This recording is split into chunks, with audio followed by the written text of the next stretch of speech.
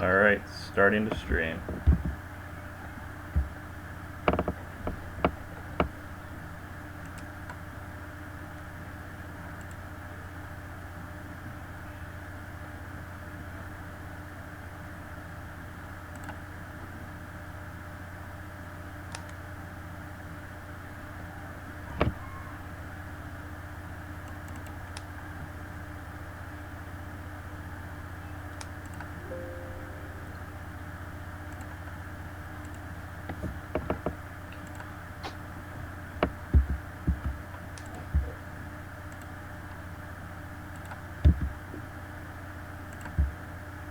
It says I'm live on my own. Okay, I'm not seeing it on the. Okay, yeah, live stream was up. So.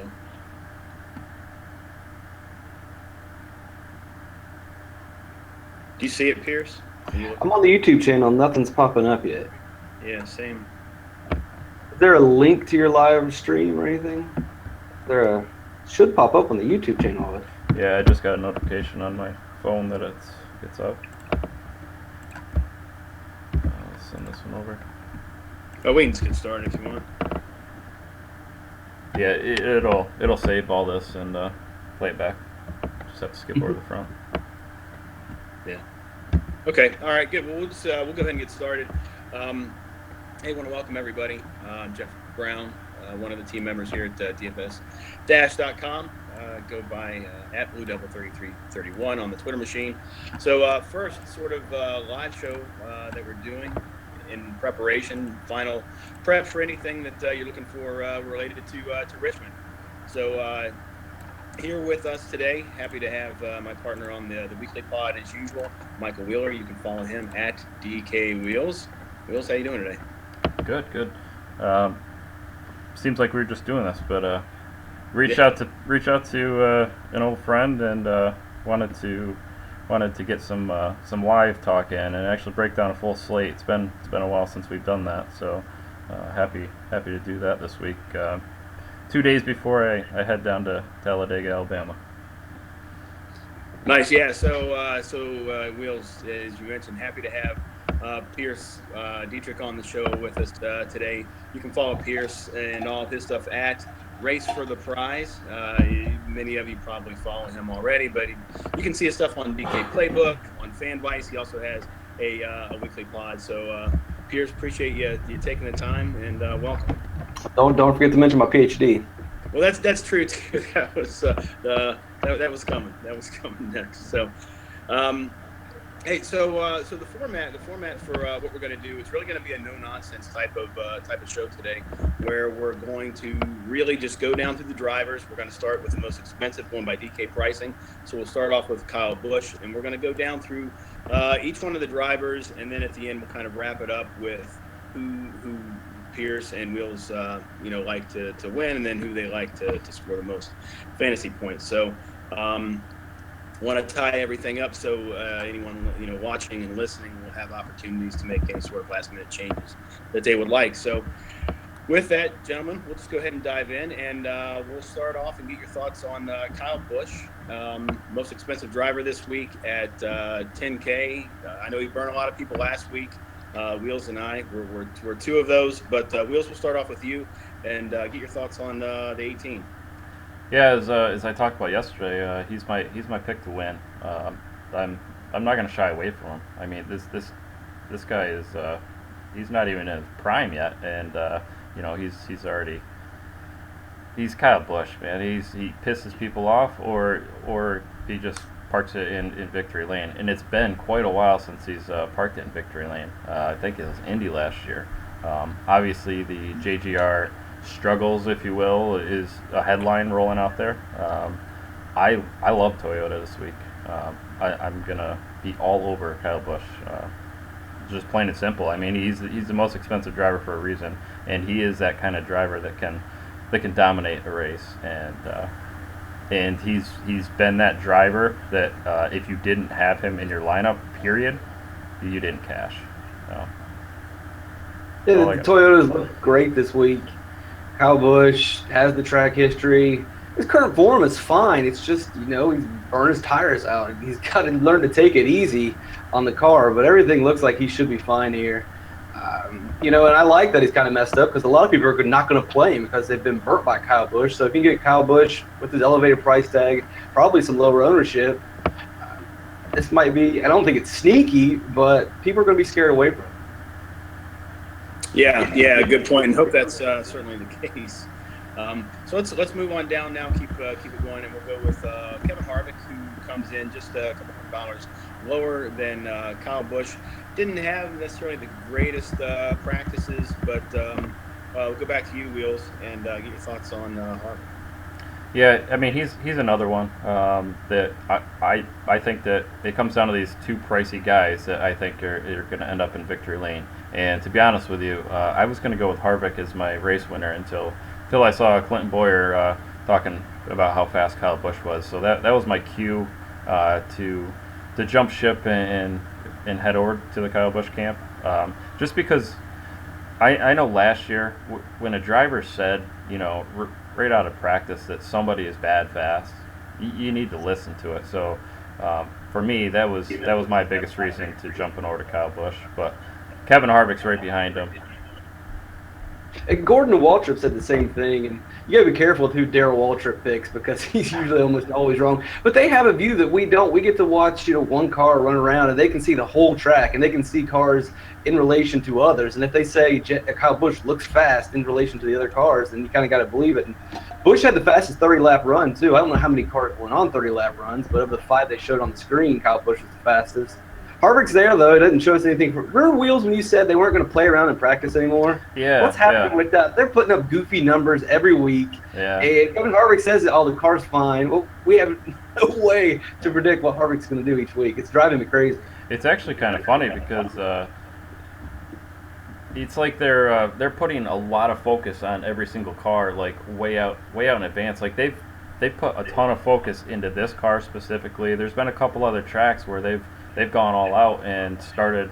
Obviously, they're in a Ford now, but they've just gutted everything and started fresh. And this is one of those weeks where I heard on SiriusXM that Childers was basically saying Harvick is an above average driver here, but we suck. Is basically in the crew in the pits. So they know that they need to focus on that, and it is always Kevin Harvick's always in play as a dominator. Somebody else who always seems to be in play this year too is the next driver, Connor Larson. I mean, I don't know if there's anyone that's as hot as he is. Maybe Jimmy Johnson, now. But I mean, Kyle Larson just seems like he can do whatever he wants. He can run wherever he wants. He can do whatever he wants with race cars. So at 10-3, Wheels, what are your thoughts for Larson? My initial thought was I don't need him, but I also said that when he qualified in the low 30s, and he ended up charging right up the field, and he was there in the end. He is, I mean, talk about current form. This guy, I mean, it's all Kyle Larson right now.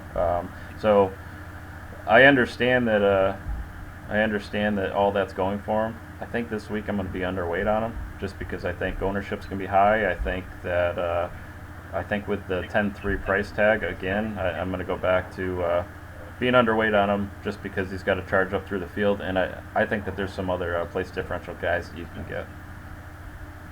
It's going to be hard to get him. Obviously, he's not going to get any laps led points halfway through the race, but the second half, those last 200 laps, I think he's definitely in play. The track's going to widen out. There's going to be multiple grooves. We saw that yesterday, and nobody really is better than in NASCAR right now at running high lines. That includes Ricky Stenhouse, who will probably be our first person to attempt to run the high line and hit the wall. But, I mean, you almost guarantee the place differential with Larson. It's just, are you going to get you need the fast laps and laps led at that price, and you're not going to get on the first 200 laps. Matt Kenseth could dominate this thing. We've seen him do it before. So I kind of agree with Wheels. It's just a little too expensive. If he's under 10,000, I think we would be all over him. Yeah, good point. So moving down to 10-1, Joey Logano had a little bit of bad luck. So now, he's going to get scored from the P5 position. moving all the way to the back with changing the transmission there. So, Wheels, where do you like Logano now with those updates? I mean, he's an obvious fade, but how many times have we seen those obvious fades end up on winning lineups? Yeah. So I mean, if you're mass entering, then I wouldn't be ashamed of sprinkling him into a couple lineups. But if I'm targeting the single entry or a 3 max, then I'm not touching him. Yeah, well, we know even starting from the back, he's going to end up at the top 10. It's Joey Logano, but is he going to lead laps? Probably not. And at that price, you kind of need laps led. The only good thing he does is he should be really low owned. But we've seen, like we said a couple times, I mean, the most famous was, I think, 2 years ago when Austin Dillon took home that 5th place, and no one had any business rostering him except for the guy that won the GP. It's happened a couple times. So if you want to be contrarian and try to win the GPP, you might as well roll him out there. You're going to be completely unique. Yeah, so moving on down now, talked about Kyle Larson as being, the hottest driver. I think Jimmy Johnson's got to be right there in that same conversation with his recent performance here the last few weeks. So he's now, we're under 10,000. He's clocking in at 9.9, starting P17. So what are your thoughts for the 48 Bulls? I really doesn't do anything for me this week. I think I'm going to be next to completely off of him, to be honest. If I'm going to go with somebody from there, I think it's going to be Kyle Larson.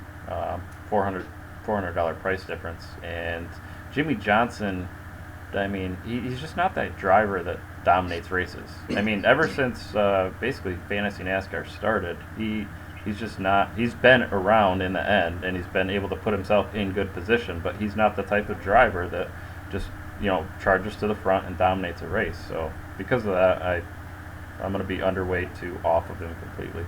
We didn't do a show last week, but wouldn't you have probably said the exact same thing last week? Yeah. Oh yeah, for sure.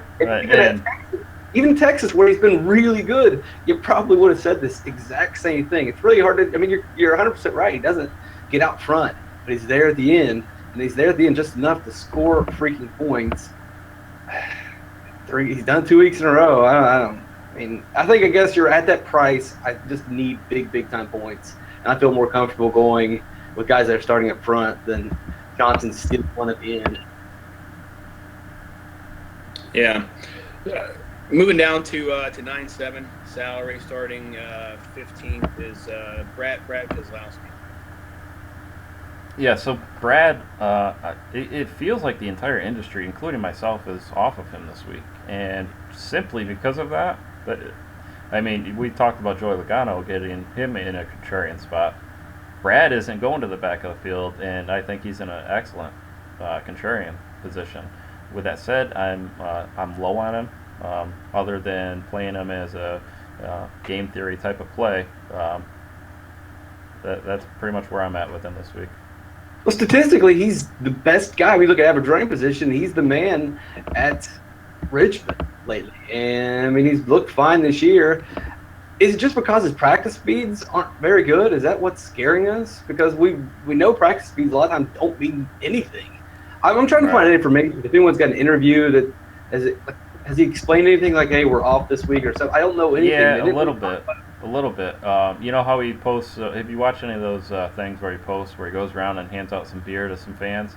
He did one last night, and while they were driving up to find him, he was talking about basically he didn't know where he was. He basically said he had a horrible practice. He's up and down, but he ended practice P5. So he openly said, I don't even know where I'm at. So, I mean, when you got a driver that's just not confident, I mean, when they're questioning where they're at, that's a flag to me, too.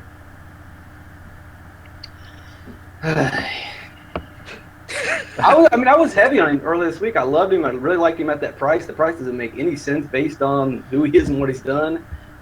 But practice speed, and now I'm just fully off. It's crazy.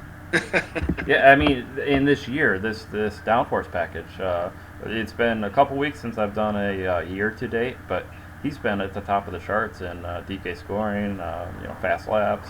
So that, again, very, very good spot to get him at a contrarian type ownership. Yeah. Well, Well, starting there, right behind Kozlowski at 14, a couple $100 cheaper at 9.5 is Chase Elliott. Seemed to have a good practice at happy hour. So, Wheels, where do you sit with your play on Elliott? I think so far, I'm not. My eyes aren't open wide enough to have been able to fit him into lineups. I've built some lineups and going back over, I don't have enough of him. I think he's another one, and I think he's in a perfect spot because there's some big names behind him that another contrarian play, and we've seen him with some high ownership this year. So it's that fine line of, is it just me or is it the public that's looking over him? But I mean, I would play him over Jimmy Johnson in a heartbeat. yeah, well, he scored the second most fantasy points this year. He's always in the top 5 in terms of DFS, and he's cheap enough that you don't have to have laps led, especially where he's starting. I don't think you should have him any cheaper. I would spend a little bit more. I mean, if you match him and Kozlowski starting in the same spot, Elliott has had a better practice, probably been a little bit more consistent this year. I like Elliott a lot. Of course, though, if you're in that spending range, you probably want to spend a couple bucks more or whatever and try to get laps led and fast laps. But that's just a tough decision you have to make. Yeah. Right.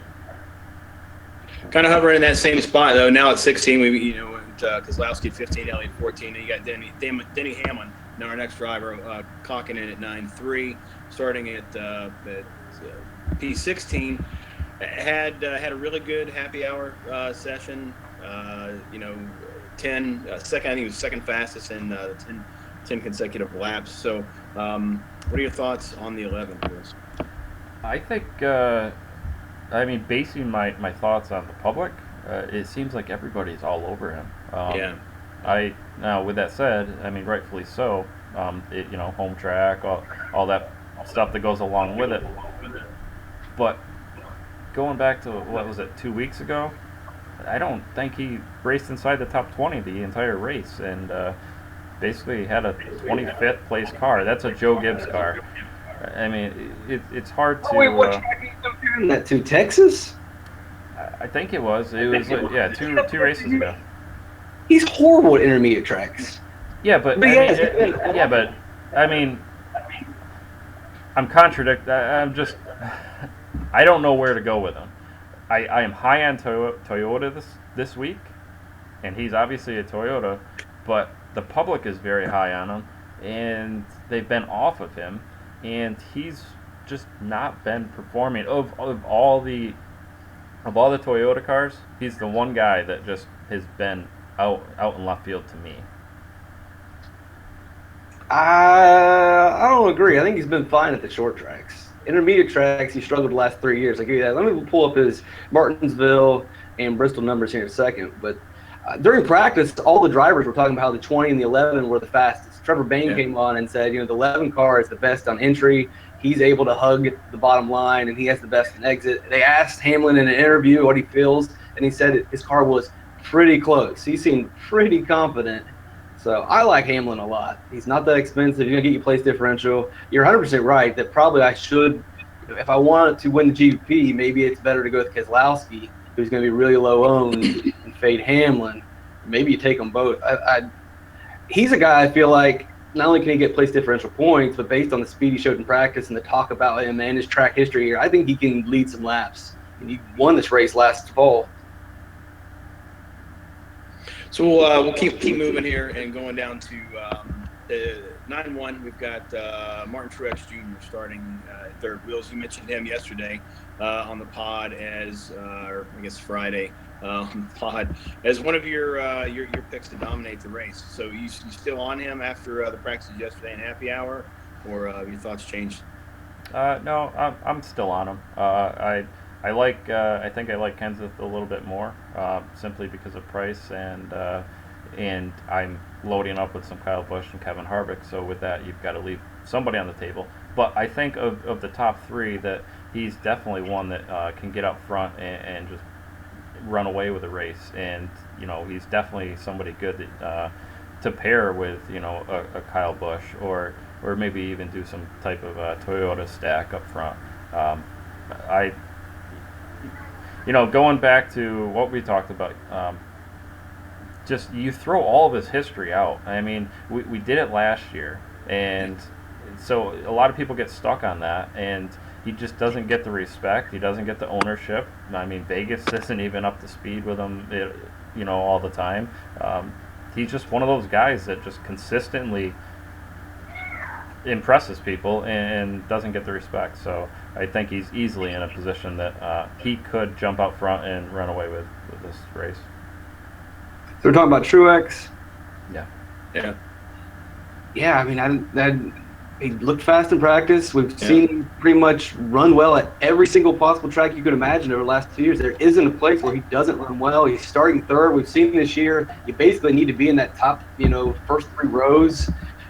The pole position, second row, those are the guys that lead laps, run fastest. We've seen him do this exact same thing early this year, starting from a little bit back. I like Truex a lot, especially at that price. If you're looking for a cheap way, besides Kenseth, who is another great opportunity, you can get some cheap fast laps and laps led with Truex and Kenseth. I like them both, and I think his ownership, for some reason, people don't play him. That's why his ownership is so low. I don't know why no one trusts him.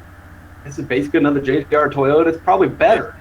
It's better, and I think it was in Reddit earlier this week, or somebody was talking about why are the Furniture Row Toyotas better than the JGR Toyotas? Well, the Furniture Row Chevys were better than the RCR Chevys a couple years ago. It's a good team. Him and Jones are really fast this week. Yeah. And who knows what would have happened with Truex last week? Had he not got the speeding penalty for him. I mean, where he finished last week, and then maybe that would have drove ownership possibly up this week too. I don't know, but yeah, you're right. He seems to be lower owned than what he should be each week. So perhaps now one of the chalkier, or if not the chalkiest play of the week, at 8,800 on the pole is Matt Kenseth. So he a lock and load for you, Wheels? Well, I mean, you say chalky, and my question is how chalky, because there's been some better P1 type of drivers this year, and I've been surprised with the ownership. And it seems like another driver that just isn't getting the respect and ownership is Matt Kenseth. So we're talking about P1 and P3 with 2 guys that have, they're in fast equipment, and they just don't get the respect and ownership. And I think that just looking at the positional value of P1 here, I mean, on average, it's 25 points higher than any other position. Now, understanding that that's only because some of them get out there and just completely dominate a race, but there's also the times where they'll get overtaken and fall back. I think a lot of people are actually off of him, and I don't see him being over 35% owned, and in a position like this, P1 at Richmond, where historically it's just been a good position to be from. I don't think he's going to drive that ownership like we all think he's going to. I like Kenseth a lot. Even if he doesn't win this race, maybe he'll get a couple negative place differential points, but just to begin the race, scoring the fast laps and laps led points, that should pretty much solidify him to have a top 10 DFS score on the day. And at 8,800 to get a top 10 score, all he has to do is have a decent run at the very beginning, and you're good to go, and someone else can take over the race. I have no problem with Kenseth. And I think Will is exactly right. People aren't going to play him. He's had some bad luck this year, but people should play him. Yeah, I agree. I'm all over for sure. So, just down in salary at 8,500, starting 8th. Clint Boyer is having a solid year. He's finally in some good equipment. How do you like him this week at Richmond, Wills? Well, I mean, we all predicted that he would have a bounce back year, and it wouldn't take him any time. So I guess I'm really not that surprised. What I am surprised about is how he's pretty much been the top car in that on that team this year. But as far as this race, I think I'll be overlooking him.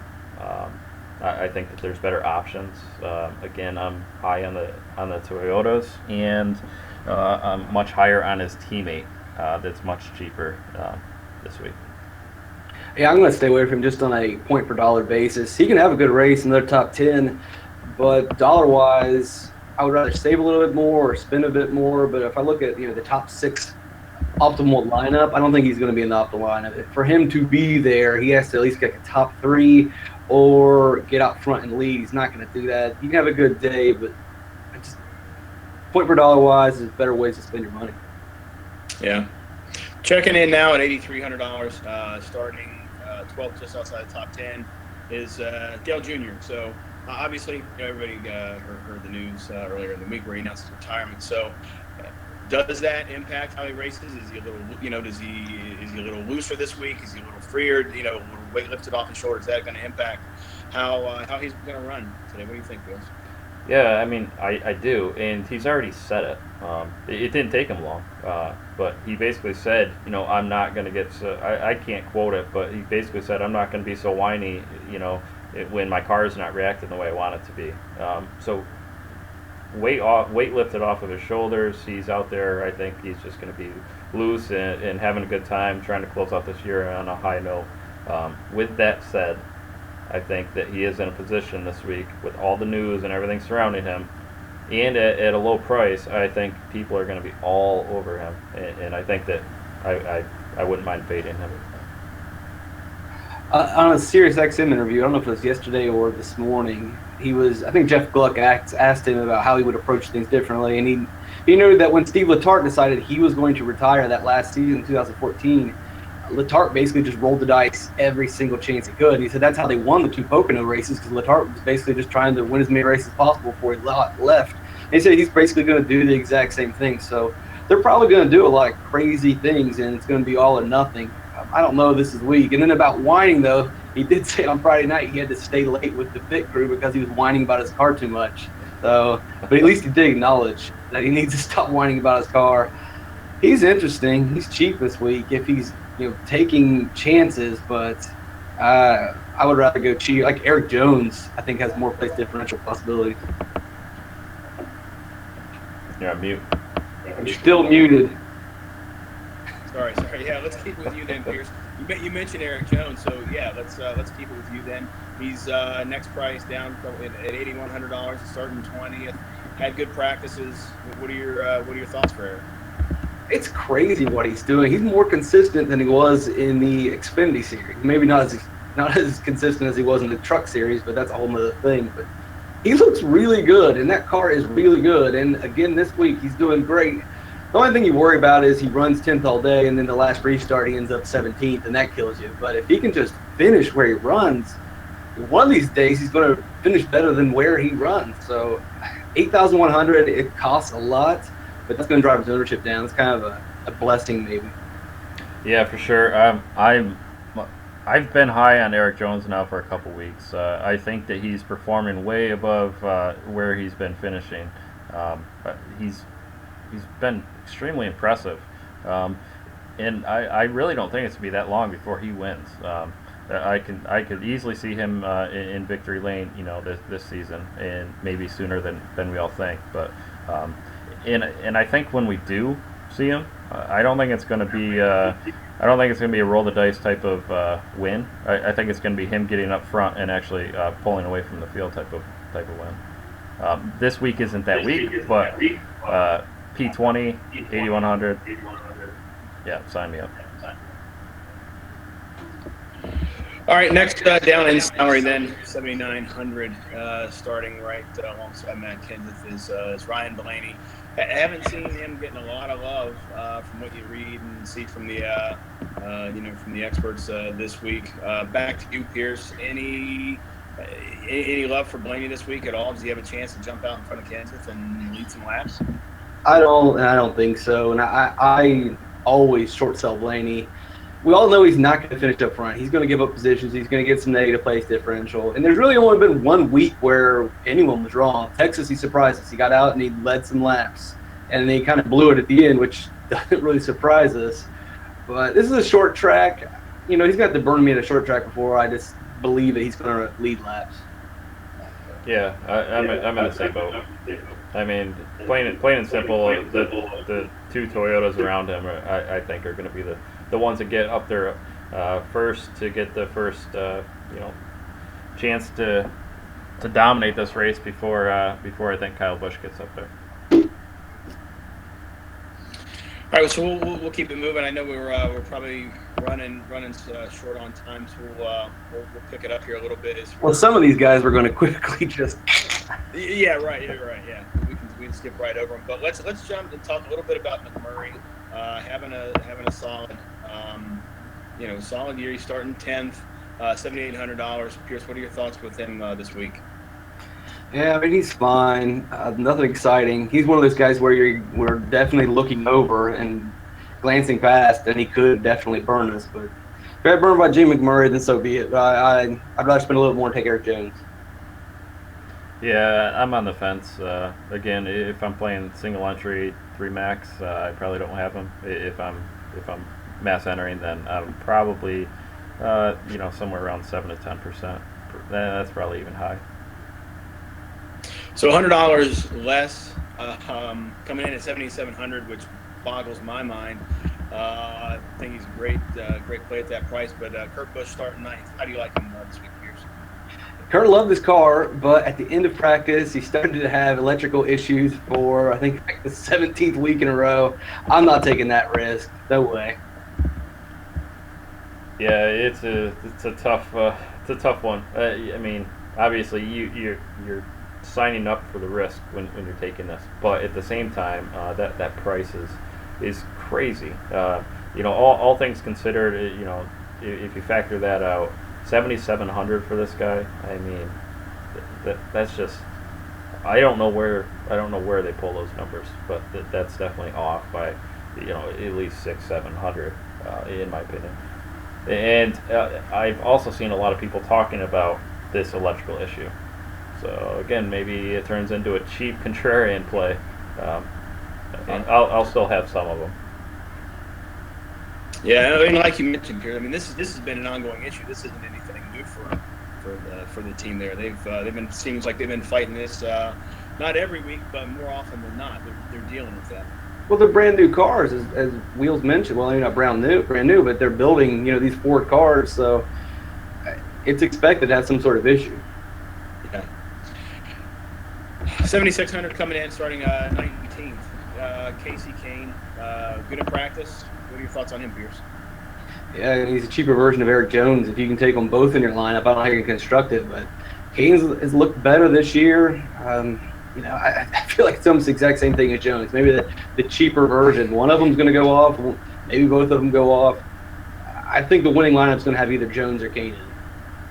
Yeah, I can get behind that. I think the last couple of weeks here, the 7K range has been just the money range, and they've made it easier to build balanced lineups and not punt as much this year. I've noticed, and he's right in that range where I'm going to load up. Going back to Chalk, mentioned that maybe with Matt Kenseth, but starting 38th, Austin Dillon at 74. I mean, is that a no-brainer in your mind there, Pierce? Yeah. Next question. Yeah. What do you think, Wheels? I mean, can you get away with fading him? I mean, if he wrecks, then congratulations. But I'm not going to make picks based on trying to predict wrecks. That's just a bad philosophy, I think. No, absolutely not. 100% load them in. A top 20 brings back 42 points alone, and I could see him getting inside the top 20 with ease. Here's what I want to see. I want to see Austin Dillon wreck, and then Doc come out with a tweet about how he predicted something about ownership of how he faded Austin Dillon, and I'm just waiting. If not him, someone is going to. I know Tobin will definitely. As soon as Austin Dillon wrecks, the Twitter's over. So I'll lump the last two in the $7,000 range. Got Ryan Newman starting 13, Stenhouse at 4. Back to you, Pierce. Either one of those two. Your thoughts? I can't do Stenhouse. Even if he finishes fifth, which is a great day, that's not really that good of a return money-wise. I think you're going to get better point per dollar from another driver. And there's an enormous amount of risk from him. No way. Newman's probably fine, but I don't think he has the upside. That's classic Newman there. Yeah, I'm basically the same. Ricky would have to. He's not returning anything. Even if he stays right there at 7K, then and that's very, very unlikely. So I'm probably off of him completely. As far as Newman goes, maybe a couple lineups, but he does nothing for me. So now we're under the $7,000 range. You've got Suarez coming in at 69. You've got Trevor Bayne at 6'8", Allmendinger at 6'7". Then you got Paul Menard at 6'6". I mean, out of those four, Trevor Bayne starting 29 seems to be a incredible value. Out of sort of that group there, Pierce, you on Bayne, or what are your thoughts with those drivers? Yeah, I'm going to go with Bayne. I feel like he's going to be really heavily owned right next to Austin Dillon. A lot of people are probably going to slide over to Bayne too so they can load up at the top. He's fine in practice. He's looked good this year. Raced well at Richmond last year. The Roush Fords are a good team. He just missed it in qualifying. It happens every once in a while. Let's say he finishes 20th at worst. That's pretty good. That keeps your team afloat, and that puts him probably around the top 15 fantasy-wise, which is, if you can get a top 15 finish from a 6K driver, you're good to go. Yeah, I'm definitely high on Bayne this week. I'm not even going to think twice about his ownership. I'm going to hammer him home. I mean, he's been in position multiple times this year where he's been inside the top 15, right around P10, starting, and I've been low on him. And then, you look up at the top of the leaderboards at the end of the day and look at there's Bayne. Even when he qualified right around P10 and went to the back of the field, he ended up being a net GPP winner that week as well. And now you get him with some. Is fading Bayne almost comparable to fading Dillon, or? I don't think so. I mean, where would you put that? I don't think so. I would probably say he'll be around 25%, whereas I think Dillon will be probably pushing 45.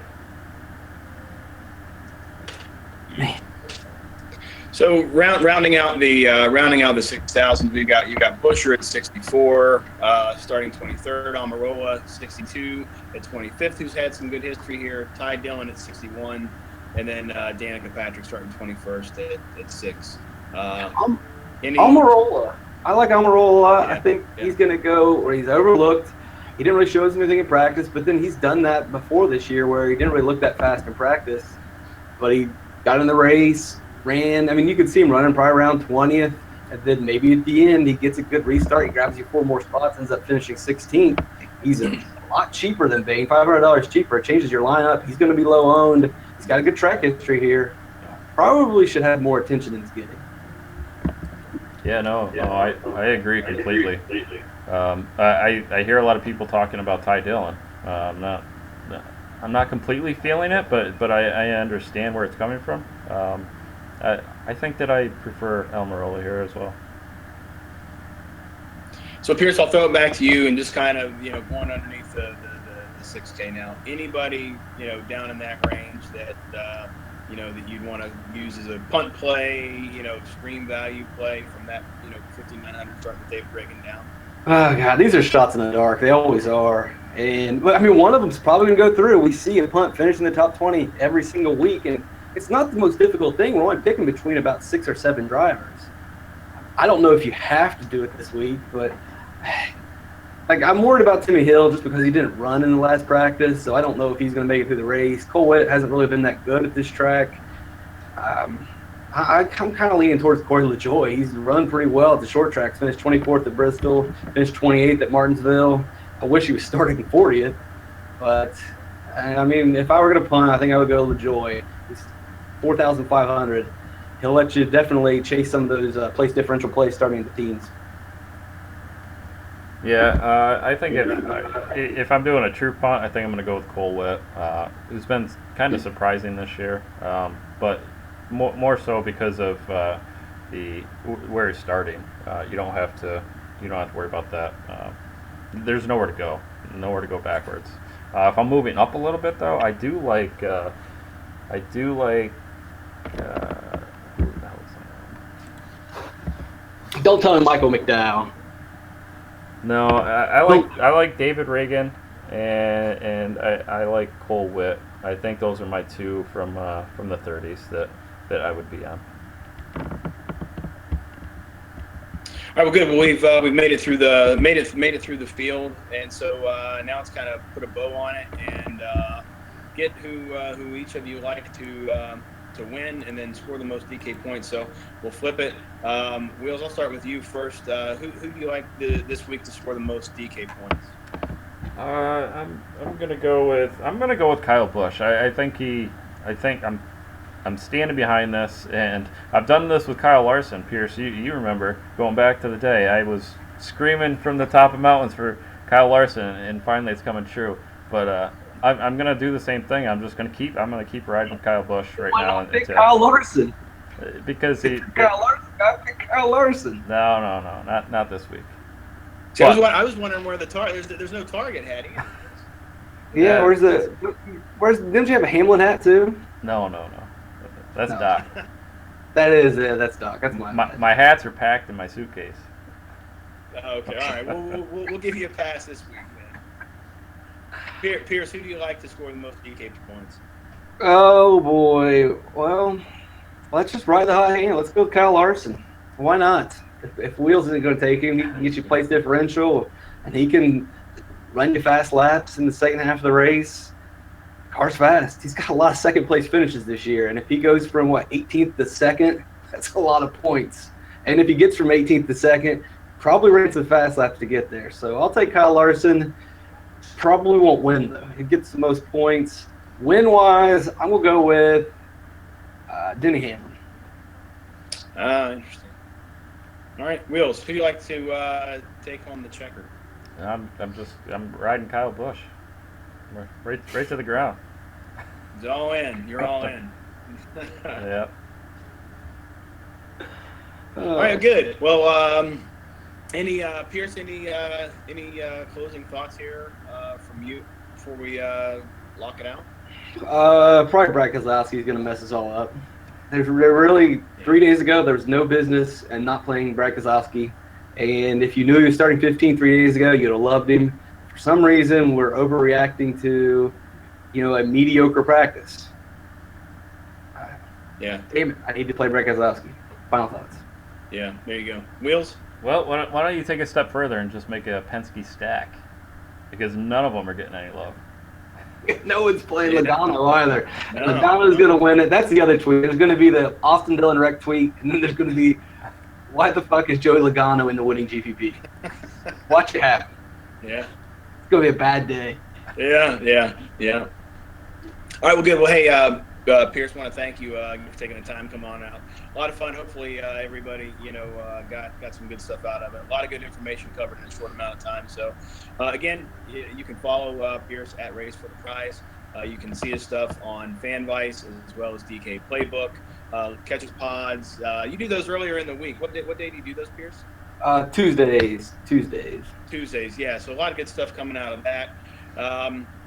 Wheels, thanks again for taking the time. I know you got a lot of stuff to do in a short amount of time before you head south for Talladega. So we look forward to continuing to follow you in those trips and what that's going to be like down there. So you can follow Wheels at DK Wheels. And gentlemen, good luck today. Maybe we all see some green screens, not have to send out any of those crazy tweets about some of those drivers. But they're coming.